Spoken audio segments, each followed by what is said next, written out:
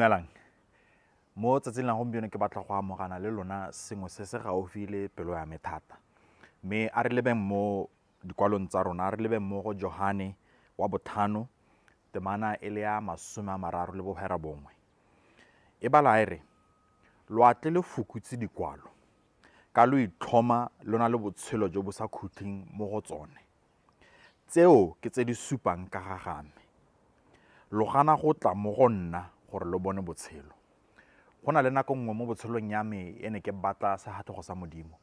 Ke batla modimo gore a ame botshelo ba me, ke batla modimo gore a hetole pelo ya me. Mme ne ke nna thata mo dikwalong tsa Bible. Mme tsatsi lengwe mo wa boitshepo na re ke bala a senola kwalo mo pelong ya me gore kana mme kgang ga se go itse dikwalo.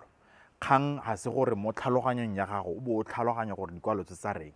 Kgang ke gore dikwalo tse di go ise ko botshelo ba gago bo ka hetogang teng, ko pelo ya gago e ka hetogang teng. Mme ha re lebelela lekwalo le, Jesu wa bua gore Bafarisai na ba Fukutsa dikwalo ka gore ne ba dumela gore mo go tsone ba na le botshelo jo bo sa khutling. Mme dikwalo tse ne di supa ka ga ene. Mosola wa dikwalo e ne e le gore di ise dipelo tsa batho le ditlhaloganyo tsa batho ko go ene gore ba amogele se a batlang go se dira mo dipelong tsa bone.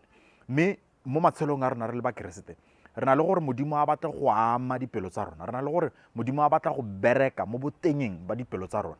Mme e be re tshwara matshelo a rona, be re kgakgapelela matshelo a rona, re ganana le se modimo a batlang go se dira.